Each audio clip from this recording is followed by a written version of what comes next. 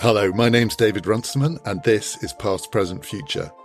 Today, I'm talking to the novelist Zadie Smith about another writer, Charles Dickens, what Dickens has meant to her, why Dickens still matters, and what's missing from the Dickensian view of the world.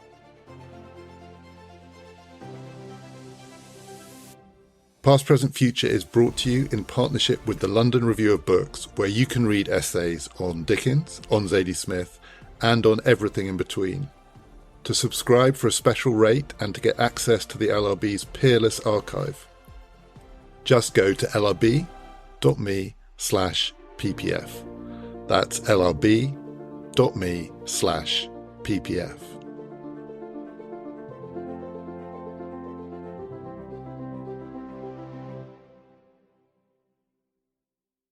I recorded this conversation with Zadie Smith at the end of last week in London. Her new novel is called The Fraud, and it's not primarily about Charles Dickens, but Dickens is a character in it. He has more than a walk-on part, and he hovers over the background of the story that she tells, even though some of the other characters are pretty mocking of Dickens and sometimes scathing about him. They can't get away from him. He is inescapable. This conversation is not just about Dickens. We're going to be talking about other writers too. We discuss George Orwell. We talk about Turgenev. And at the end, Toni Morrison. But Dickens, the inescapable, incomparable Charles Dickens, is where we start. Zadie, you wrote in The New Yorker that you read too much Dickens as a child. How come? I mean, what was it like? What kept you coming back to him? Because I know people are meant to read Dickens as children, but my feeling is that they don't. But you did. I mean, that might be one of the problems of my childhood. I was always doing things that I was meant to do out of a feeling of anxiety. So I did read a lot of Dickens, and I did enjoy him. Like the life of it and the voices in it meant something to me from the beginning. This kind of mass, often like working class variety of speech. I recognised it. I knew it, and I lived amongst it as well. So it was the panoply of characters, not the plots, which... No, even then I knew the plots were cobbled together. I mean, there are periods in the middle of a book where he'll be suddenly thinking about theatrical impresarios and how they've mistreated him. And that essay will just appear in like chapter 27. So they were always unwieldy, but something brings you back, just the human energy of it. And so when you read Dickens now, as an adult, do you get that childlike sense of excitement from the energy, or is it really hard to recapture as an adult what spoke to you as a child? I mean, no, I always have respect. The idea of trying to make a character live in a paragraph, he is the king of it. He is the king of it. But the question is, what kind of person is built up in a paragraph? A kind of caricature, a kind of comic monstrosity. He's brilliant at all those things. And I think when you, in your life, you recognise as you get older that some people do present as comic monstrosities. It's not as if they don't exist. But I guess in my own fiction, I've been interested in doing more than a paragraph. Yeah. So I wanted to read you this paragraph of yours from the chapter of The Fraud, which is called Dickens is Dead. And you were writing in The New Yorker about killing Dickens. And this is Mrs. Touchet, your central character in The Fraud. Fair. Thinking about Dickens, someone she knew and came to suspect. And this is Mrs. Touchet. She began thinking of that second-hand clothes shop on Monmouth Street, which the young Boz, by merely observing, had rendered so startlingly animate, filling all the vacant dresses and coats and shoes in the window with a cast of humans, each one convincing, conjured in a sentence, over-brimming with life, what looked like life. Mrs. Touchet did not believe that souls were fully contained or described by coats and shoes, but she knew she lived in an age of things, no matter how out of step she felt in it. And whatever else he was, Charles had been the poet of things. He had made animate and human the cold traffic and bitter worship of things. The only way she could make sense of the general mourning was to note that with his death, an age of things now mourned itself.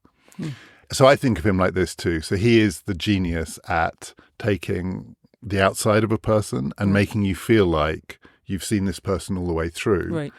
And the way he does that is makes them consistent all the way through. So Yeah. in a sense, the inner and the outer match each other. Right. So you get this sense of connection with characters who are just not one-dimensional, but are just one thing.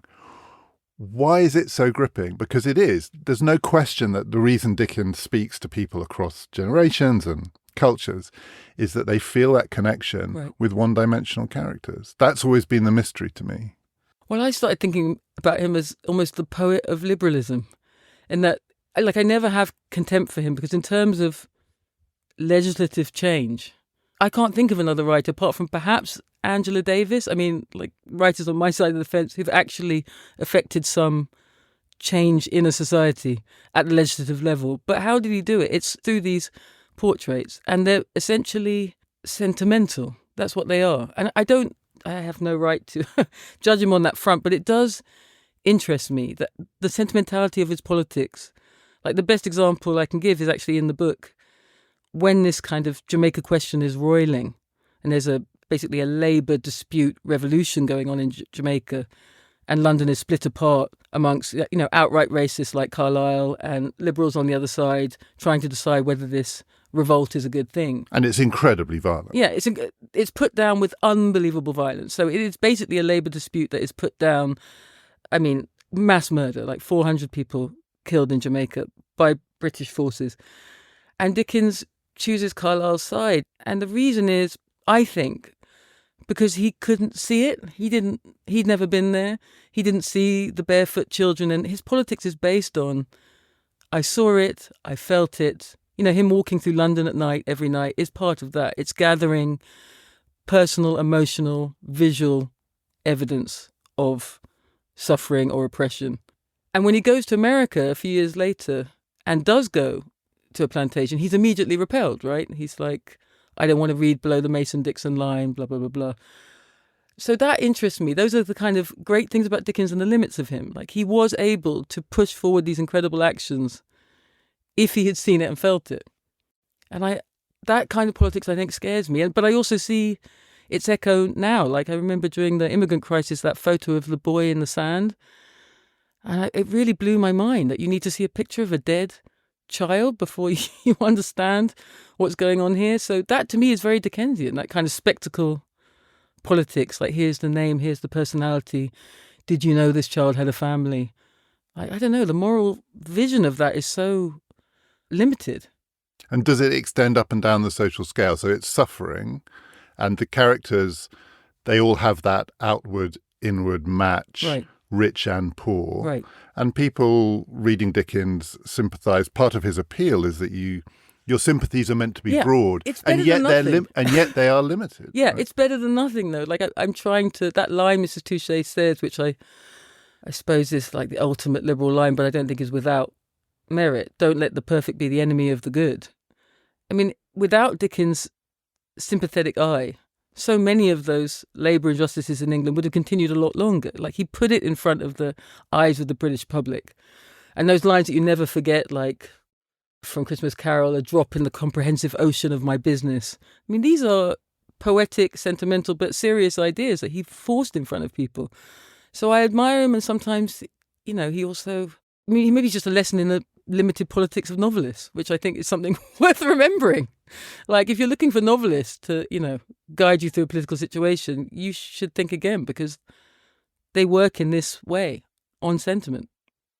The other thing that he does, and in a way he's notorious for, everyone who reads Dickens gets that sense that there are a lot of coincidences, that people end up knowing each other in ways that don't seem remotely plausible. And so you have this universal world, you have every strata of society, and yet it's a tiny world. I'm thinking of something like Bleak House, where what you end up with is a picture of an interconnected system, a social system, which both feels like it covers the whole piece and is incredibly narrow. And something about that is also politically motivating.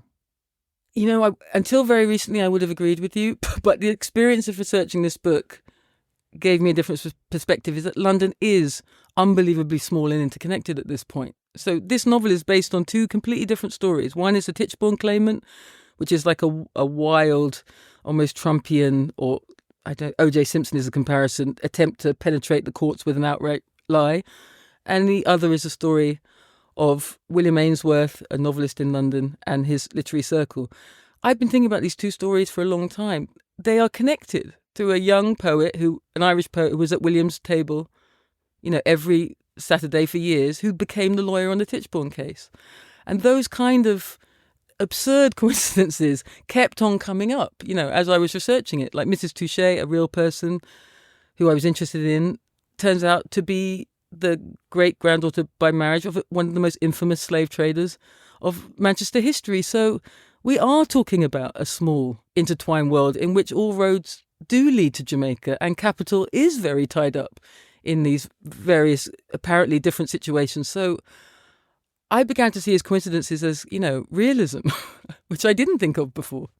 But then when you read Dickens himself, you don't feel all roads lead to Jamaica. No. You feel this is a microcosm of England. Yeah. And so it has that universal sense, but it's just one universe. Yes. And the world outside, which you bring, so this novel is about the world outside. And I want to talk about Australia too. So it's about Australia and it's about North America, the two worlds that exist outside Dickens's world.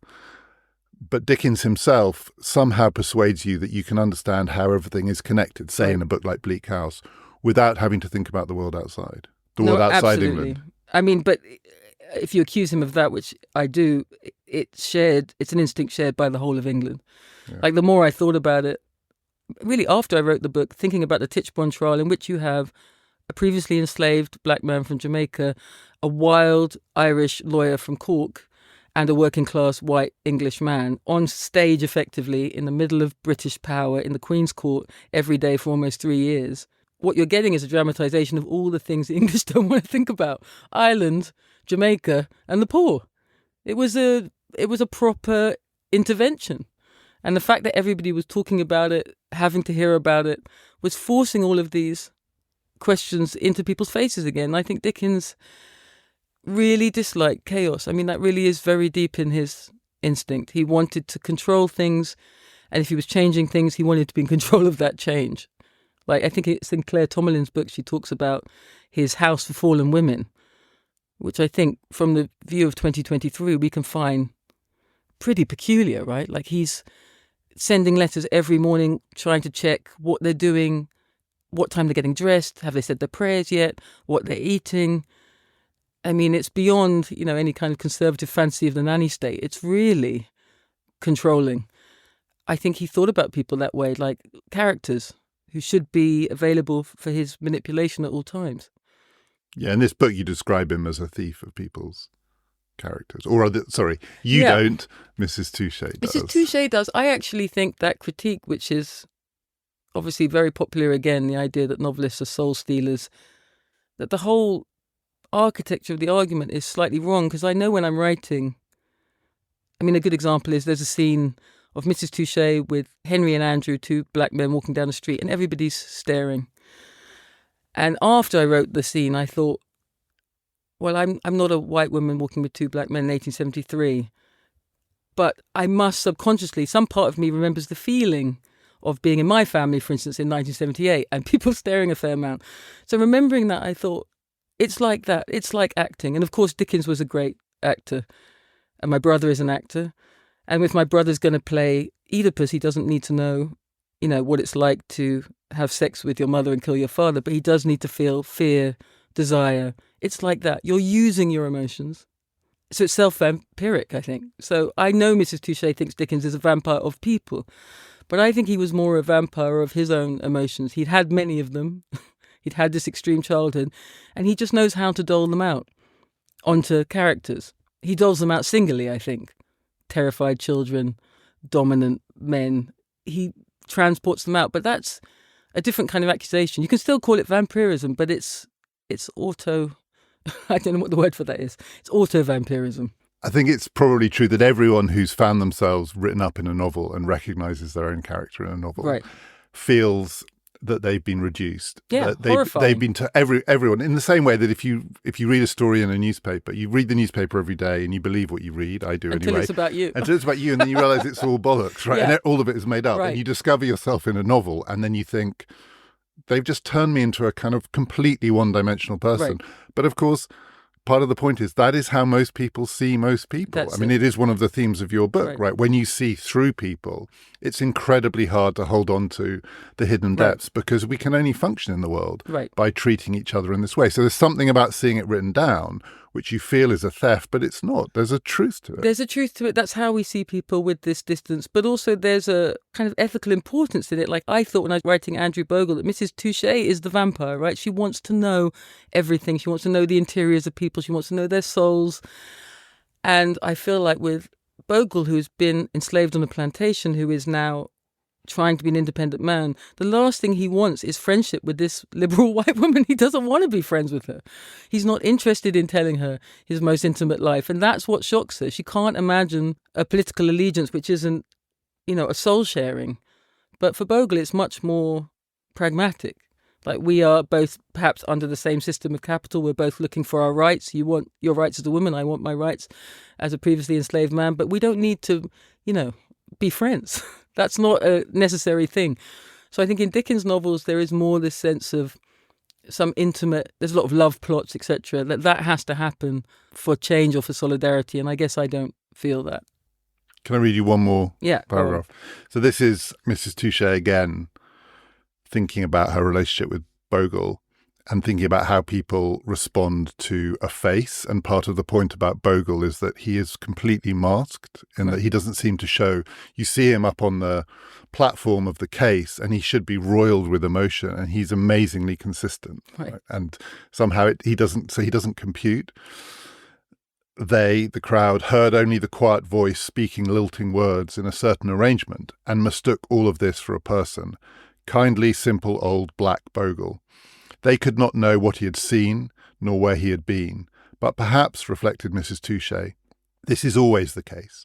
We mistake each other. Our whole social arrangement, a series of mistakes and compromises, shorthand for a mystery too large to be seen. If they knew what I knew, they would feel as I do. Yet, even once one had glimpsed behind the veil which separates people, as she had, how hard it proves to keep the lives of others in mind. Everything conspires against it. Life itself. That's the passage. So life itself, the real thing, is also the business of people not looking behind the veil. That's a truth, right? That, for Mrs. Touchet, is an existential problem, and she's a committed Catholic, so it's also a matter of religion.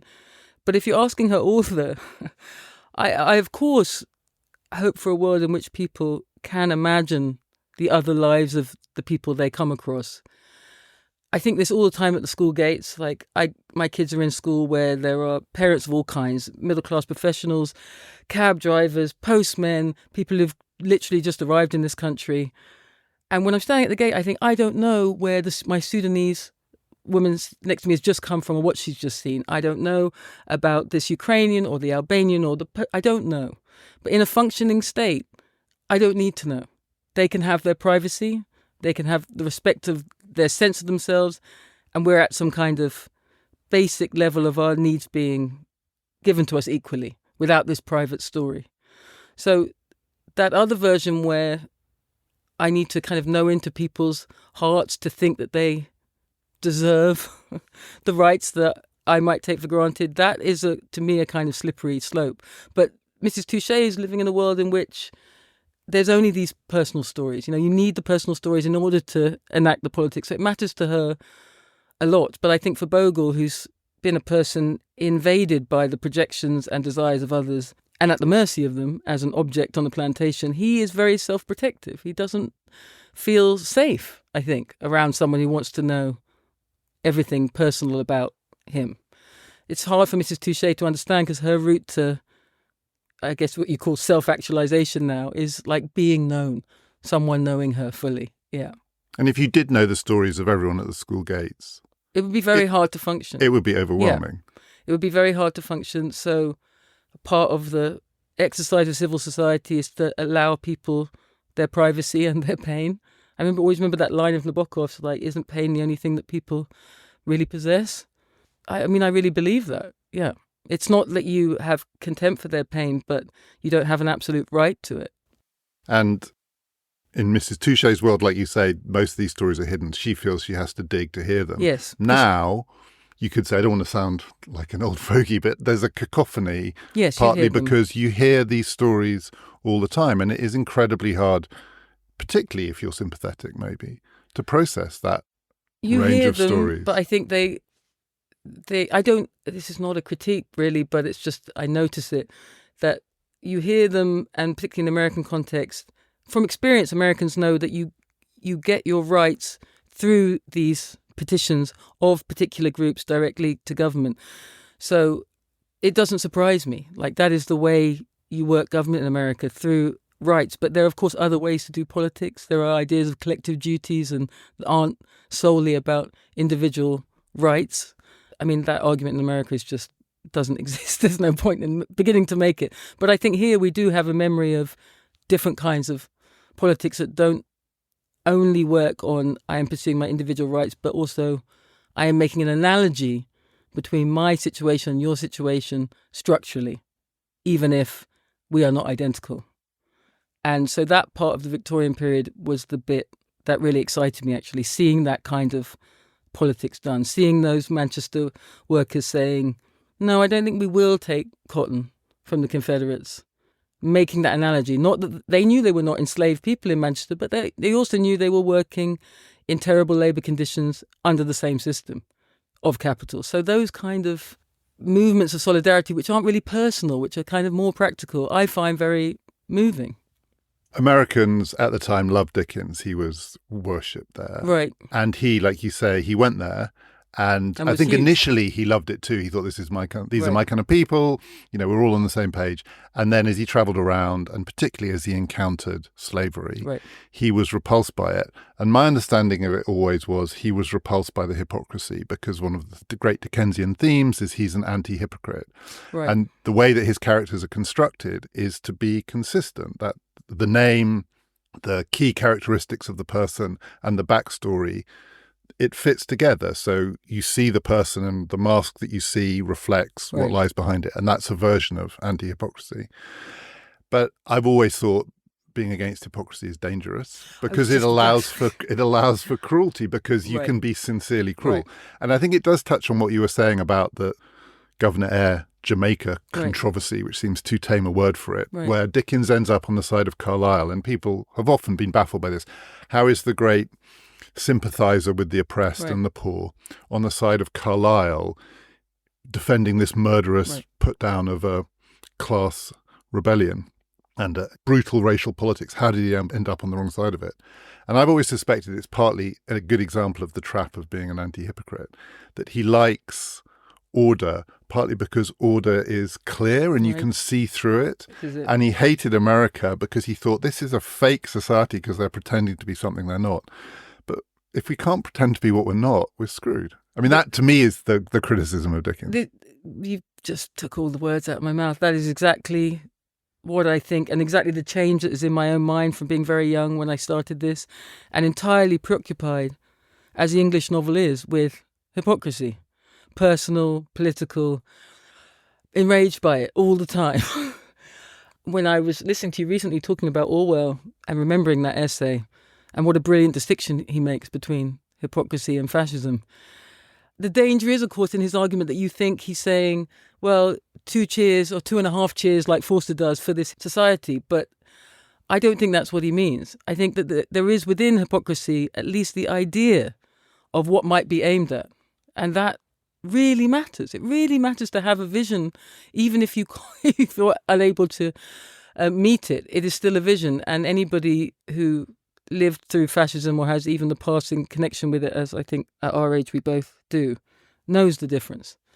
But that does not equal, to me, like political ambivalence or 2.5 cheers for democracy. It's just a kind of engine, a knowledge that there is something far worse. When I was writing this book, thinking about all the different frauds, I was thinking about that arc. Like, of course, the largest fraud in this book is the one between England and Jamaica, which is not just a matter of aesthetics or taste. It is wholly criminal. And then there are minor frauds like, I think I'm a good novelist and I'm not. like in the case of Ainsworth, well, we can live with, with those kind of hypocrisies. It's not such a terrible thing. But there's something far more extreme at the other end.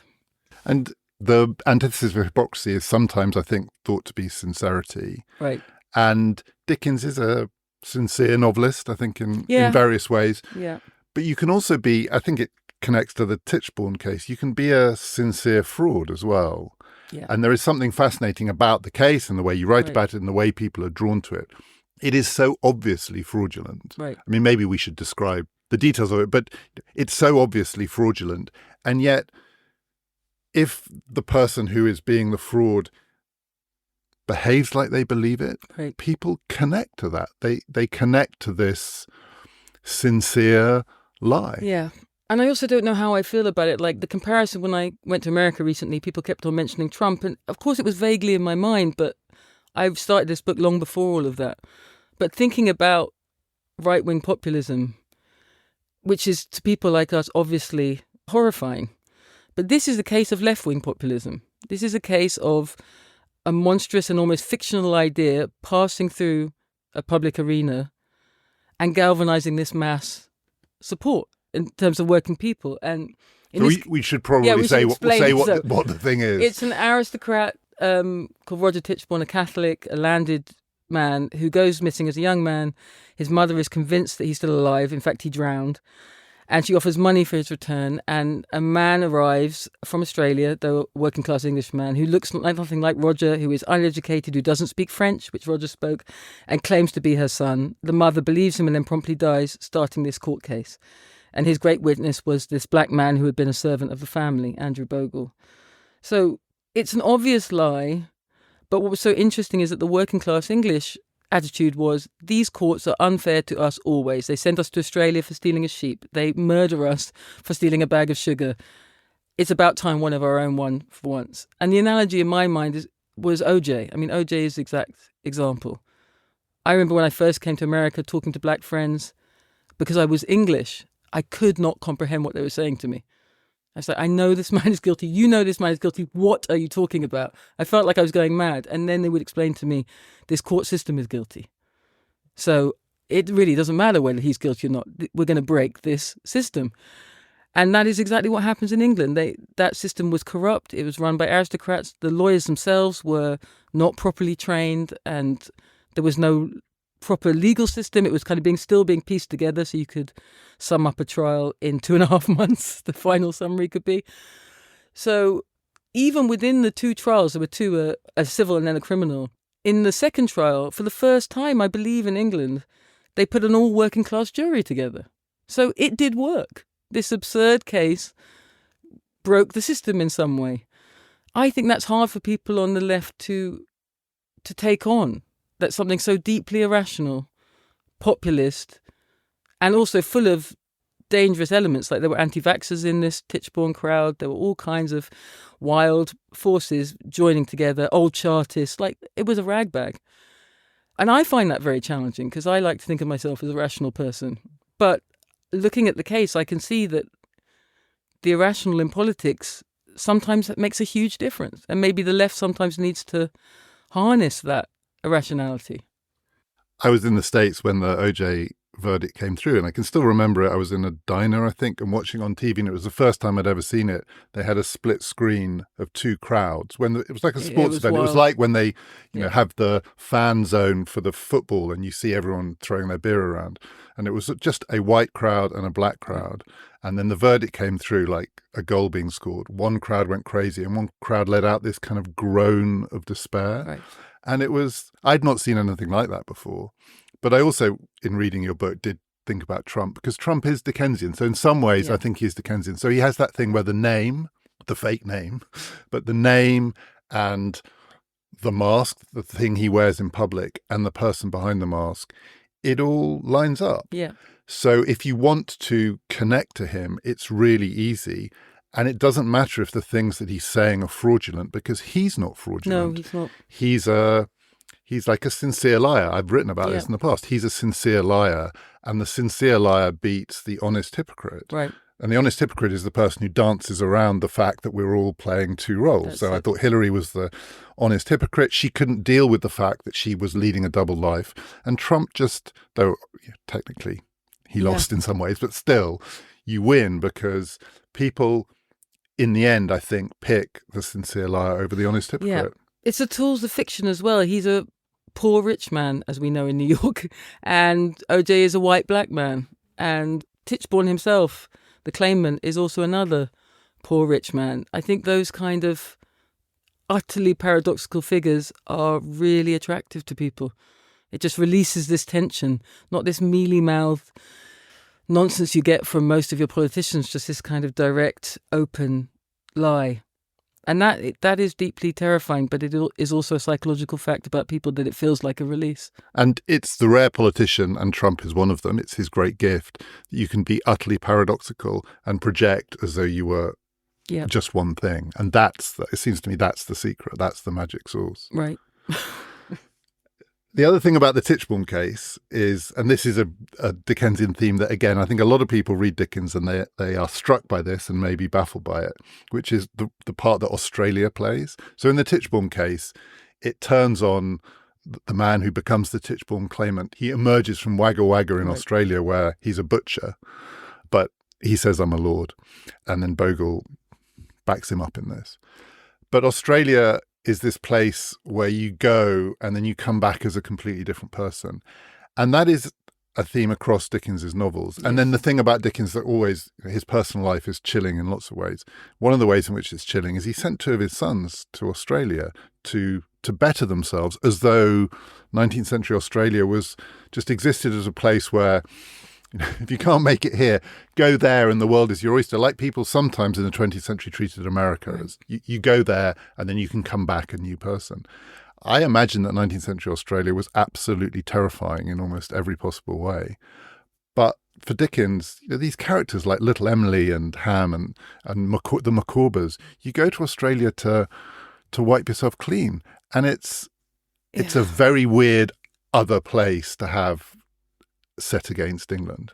And the Tichborne case brings that out. I mean, I feel it really distresses me about Dickens because he's such a perfect symbol of England's offshore logic, which is so deep in our sensibility. Like our hellholes, our penal colonies and our plantations are all out offshore and out of mind, and allowing us to feel about ourselves that we are basically good and decent people. And that's been going on a long time. But Australia as a place of avoidance, I mean, it really is a penal colony. I always think of Kafka's story in this situation, that the penal colony is what exists on the outskirts of the state. It's the bit you don't have to think about. But as Kafka points out, it's what holds the state up. It's the fact that it exists, that Guantanamo exists, or that Jamaica exists, or that Australia exists, that England can have this conception of itself. They're in direct relation. So the fact that Dickens was so prone to this just makes him an absolute Victorian in that sense, that even the socialists, the liberals, the Chartists, they all had this offshore logic to different degrees, but Dickens is quite strong because it has a fantasy element, because Australia is certainly not the green and pleasant land. Like, that's a very hard life. And his son wrote letters back saying, "Please help me." I know, it's heartbreaking. It's heartbreaking, but I think with Dickens, if you didn't, I mean, all of us who have children know this instinct to think that's the smart one, that's the pretty one. That is a deadly instinct. And I think novelists have it particularly strongly and try to make their children conform. And when they didn't conform, that was enough. He didn't want to see them. I think it's in that Orwell essay that you were mentioning, Orwell's not saying hypocrisy is a good thing, and he distinguishes between the two kinds of hypocrisy. So there's the imperial hypocrisy, right, which is toxic, really, which is the English habit of thinking this way of life that we lead doesn't need to be explained by the thing that props it up. And then there is the hypocrisy, which is England's salvation in his mind, which is the double standards of domestic public life. Right. But it's the offshore hypocrisy, the out of sight, out of mind bit that he thinks will destroy the other thing. And you get that, that runs right the way through the 19th century. And the Dickens's Australia is a pretty good example of that. It just doesn't compute the way he constructs a place that exists in order for people here to go there and come back. And the Tichborne Claimant is a good example of that. Yeah. It's absurd, the idea that, and he obviously, when he comes back, he doesn't come back as a lord. He comes back as the guy he left, the guy from Wapping, and everyone can see it. He doesn't have any of the characteristics that he's claiming, but somehow having been in Australia is meant to have turned him into this other thing, whereas Australia was as you described it. I think the dream dies very hard in England. Like, the hardest part for me in this book is that when I was on an optimistic day, I would think, let's look at how slavery ended, the various stages, and I feel optimism about this mass movement which involved everything from petitions to boycotts to Chartists to evangelicals and it was a very wide variety of people, and the government itself. And you'd feel and of course the slaves themselves revolting continually every few years. And then I'd have a much darker thought, which is, well, let's actually look at the money and the capital version of this, which is the whole thing is going broke anyway. By 1820, 1830, the land is ruined. You're sending not just your fourth best son to Jamaica to run, but like your eighth best son, because you know he's going to die, and the whole thing is a disaster anyway.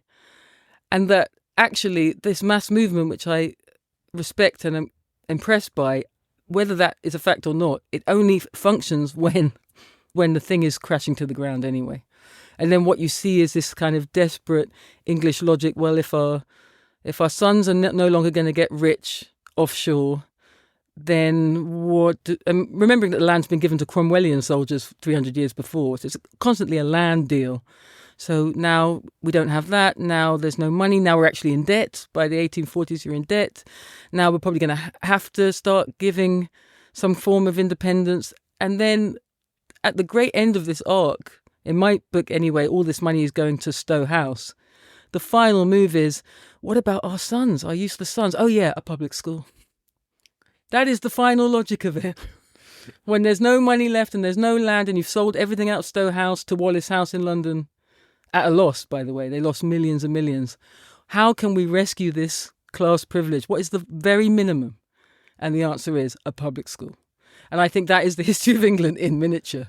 And this is on a day, I think it's today's headline, or is it yesterday's headline, that Keir Starmer's Labour Party is retreating from abolishing the charitable status of public schools. It's the same, I don't want to keep making this all about Orwell, but it's that Orwellian idea that the 1840s, the 1940s, the 2030s, you can see the genetic link it's wild. In the nation. So that's what I really felt like when I'm talking to people about, sometimes especially younger people, the idea that we're at our most progressive moment ever. I can't agree. These things which were meant to be, even the House of Lords and public schools, it's 2023 and we are still stuck. So I don't know, the work of the Victorians, I'm so grateful for the radical part of it. Like when I think of the things I value in my life, parks, schools and hospitals and my house, the Victorians did all of that. Anything that is commons in my neighbourhood is certainly not done by Boris Johnson. It was done by the Victorians. So it is crazy to be living in the sad, crumbling remnants of a 200-year-old radical movement for a commons. I mean, that is berserk.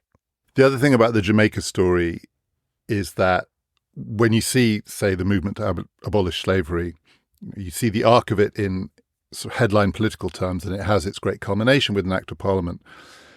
But a lot of things don't change, and Jamaica is a good example of that. So slavery is abolished, but indentured servitude continues. Right. And so you need another revolt. And then by the time you get to the Dickens-Carlyle moment, people like Dickens are able to say to themselves that somehow these people are ungrateful. It's amazing. Because we gave them their great victory. And the danger, one of the dangers, I think, in politics is to mistake the symbolic victory for the act itself. And absolutely. Jamaica is a pretty terrifying example of that. The horror of Jamaica in the 1850s and the 1860s doesn't make you feel like what happened in the 1830s was the great victory. Yeah, and it also tells you something about the ruthlessness of capital. Like, I think if you're stuck only in a kind of essentialist race argument about slavery, you forget how ruthless this is. Like, when they couldn't get any more new African bodies, they were perfectly willing to send the Irish. Like, it doesn't really matter. Like, you need bodies to work on these plantations. So I think if your political landscape is essentialist and preoccupied with race beyond all else, you miss the dynamics of this because it really is about money. And the race part of it is a secondary justification for a pure system of capital that's been going on a long time.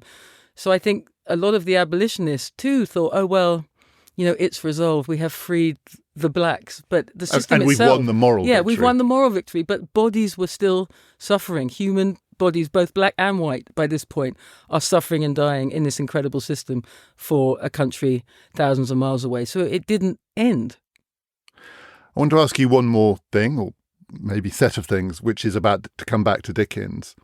So he's a universal novelist, and I think he's read all over the world. And I think people read Dickens writing about England and they relate to it. And he's writing in the 1840s, 50s, 60s. But relative to, say, Russian literature in that period, he is both universal and he's very provincial, or at least relatively narrow. Yeah. I don't know how to think about Dickens as the great universal novelist of the 19th century compared to the Russians. It's a big question. I just recently was reading Fathers and Sons, and it really blew my mind that book is 1861, and thinking about British prose at the same moment. It's troubling. It's a troubling and not just fact. Ainsworth, all of it. Like, I just read The Warden by Trollope, which is delightful. Yeah. But it's basically, to the last page, you think, oh, he's about to make a radical argument about land reform. But then the bottom line is, his argument in this book is you should have left everything the way it was. It was actually much nicer. And that is such a deep English instinct. I recognize it. But I still don't want to take away from Dickens. I still think here is a man who affected real change, and also who is incredibly enjoyable. The enjoyment and beauty of those novels and the human just interest and vitality of them is not to be ignored. My only problem is if you're looking to Dickens to solve your political problems or to give you an accurate picture of, the variety of political experience in England at the time, then you're looking in the wrong place, I think.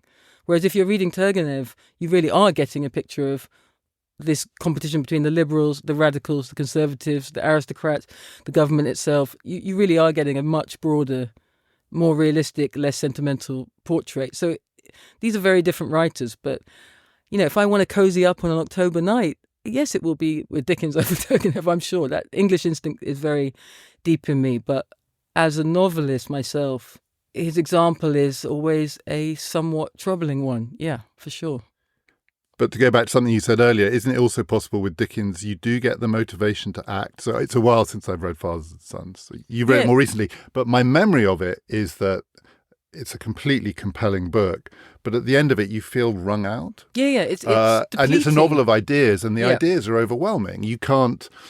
I don't know what you're meant to do at the end of reading that book. Whereas you could finish a Dickens novel and think, shit, we need to do something about this. Yeah, that's exactly it. And the same when you finish Dostoevsky, you want to do something, probably the wrong thing, but you want to do something. Oh, yeah, that's dangerous for young men in a very different way. And Tolstoy is the same. These are Tolstoy and Dostoevsky and Dickens to a degree. They think in black and white. They are loud. They are very clear. Turgenev was accused always of being, ambivalent, of not, having a proper... all the things I'm probably accused of, so I sympathise. But there's the question of what makes a great novel and what makes you go up to the barricades. Maybe there are novels that do both at the same time. Maybe we have these wonderful, like Animal Farm, incredible examples. But to me, Dickens, the simplicity of him sometimes can be incredibly powerful. And when I think about how blind England was to its suffering children, like how blind for how long, and how Dickens with Little Dorrit and all the rest of and Oliver, how he transformed that consciousness, that is in no way a small matter.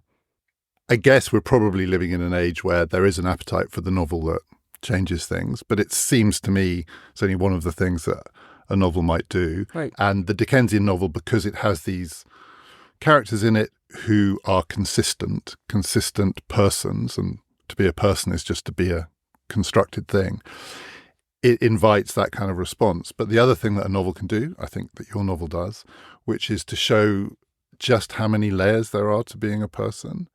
And why does the novel then have to inspire you to act? No. There's a profound truth in that. I mean, I think it's part of understanding what it is to be alive, to know that people have masks behind the masks. And the more that you see, it is harder. But why does a novel have to do the other thing?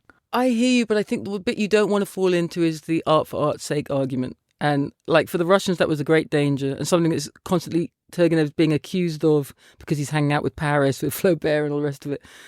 I think a good model is someone like Toni Morrison, to me, who never gives up the idea of the aesthetic in fiction and the existential in fiction. I mean, partly it's because she was a committed Catholic, which I think is not something that many of her readers recognise or want to think about. But she is both, thinking very seriously about race in America, but also very, very concerned with what, for lack of a better word, human souls. I mean, they really mattered to her. And I've found teaching over the years that sometimes people's vision of Toni and the reality are quite different, right? Like the little tags that you get on the internet suggest one writer, and when they open The Bluest Eye, they're like, oh, wait a minute. This is like, first of all, an experimental novel. Second of all, largely features a paedophile. There are lots of things in Morrison which are surprising. But to me, she does provoke action. But it might not be direct, but I know for myself, she transformed the way I thought about my life, my body, my people and what that might mean, and fiction itself. So it's a different kind of change, but it's the kind I aspire to, I think.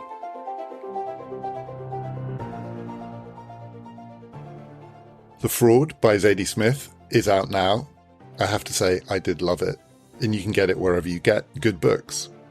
As always, we will post links on Twitter to reading and writing connected to this week's episode. Do please follow us at PPF Ideas, and that's also where you'll hear about forthcoming episodes of the podcast.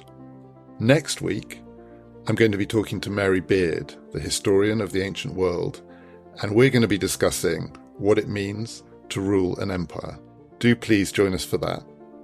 My name is David Runciman, and this has been Past, Present, Future, brought to you in partnership with the London Review of Books.